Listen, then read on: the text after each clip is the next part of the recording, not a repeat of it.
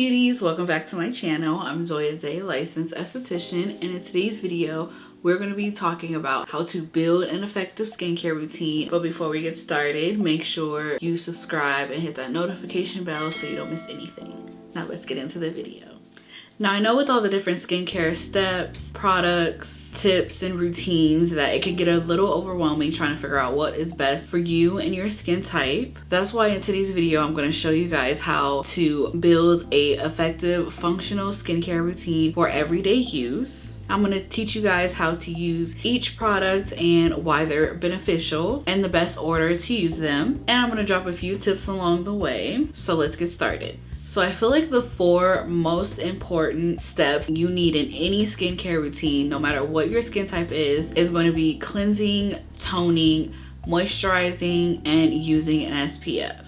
So starting off with cleanser, this should be the first step in everybody's skincare routine, whether you're choosing to double cleanse with an oil cleanser or even Marcel water. But cleansing is important because it helps to remove dirt, oil, makeup, and dead skin from the surface of the skin. Without this step, you can become prone to clogged pores, which will lead to breakouts and acneic skin. Now, it all comes down to your skin type to know what cleanser is best for you. And I recommend for dry skin using something that's more of a creamy milk or gel based cleanser because they're a lot milder on the skin and won't cause any excess dryness by stripping the skin barrier's natural oils. Oily skin can use cleansers with salicylic acid. It helps to tame and balance the oil production within the skin. Now, when you're using products with additives, you want to make sure you're cleansing at least 1 to 2 minutes to give the product and the cleansers enough time to really work and penetrate into the skin. And always use gentle motions, whether you're using your fingers or any type of exfoliating brush. Now, for combination and normal skin, you can pretty much use any cleanser as long as it doesn't interfere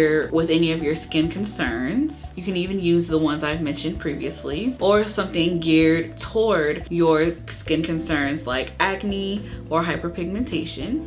Now, the second step we're going to talk about in building an effective skincare routine is toners. Now, toning is a great way to add hydration back into the skin, like I've mentioned in my toning video, which I'll make sure to link for more information. With toning, like I said, you're going to be adding hydration back into the skin right after cleansing, which is always a very important step. But not only does it hydrate the skin after cleansing, it also preps the skin to accept any other products you plan on applying, whether it's a mask, a serum, or your moisturizer. And since there is so many different types of toners you can use in your routine, either for hydration, a treatment toner for pigmentation and acne, or even to help soothe your skin, you can add different ones depending on your concern. But we'll definitely get more in depth and talk about that a little later in the video. You can definitely look into that as you get your routine together and continue to build. But I always recommend starting off with a hydrating toner just to get started. And like I said, I'll make sure to link my toner video down below.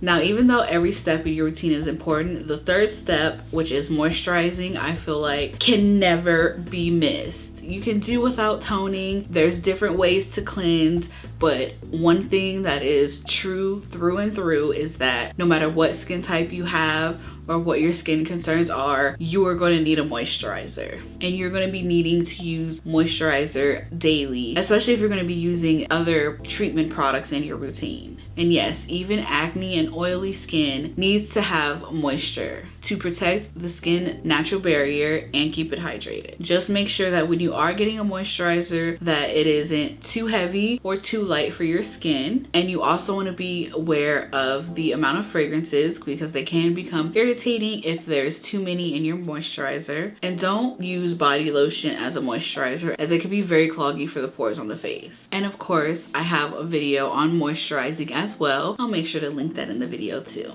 Now, the final step in a skincare routine is going to be sunscreen. Now, obviously, you're only going to need sunscreen if you're going to be in the sun or in proximities of the sun, whether it is raining and overcast, clouds in the sky, you don't see the sun. If it is daytime and the sun is up in the sky, you are going to need sunscreen. And depending on how long you're going to be in the sun, will determine the type of SPF you are going to need for your sunscreen. But I always recommend using a sunscreen of 30 SPF just to get started. But you want to aim for 30 or higher depending on the amount of time you're going to be in the sun and the climate you live in. For instance, I'm in Texas, so the sun is always on you no matter what. So I usually shoot for SPF of 50 if I'm not going to be wearing any makeup or anything like that. But if I'm going to be wearing makeup, I'll usually keep it between a 30 or 45 just so it doesn't feel like I'm wearing so much stuff on my skin. But if you use Black Girl Sunscreen, a shameless plug, I'm not sponsored by them. They are a lightweight cast-free sunscreen that I highly recommend for everyone, always. But any sunscreen that works for you is always best. And if you found today's video useful, make sure to like this video to let me know. And if you would like a more in-depth personalized skincare routine for your skin's exact needs and concerns, you should check out my virtual skin consultation where I create a customized skincare routine with products that I will handpick for you. And if you want more information, check out my virtual skin consultation video where I talk to you about what exactly to expect. And also follow me on Instagram where I'll be posting about it as well. And if you haven't already, don't forget to hit that subscribe button and the notification bell, and I'll see you guys in my next video.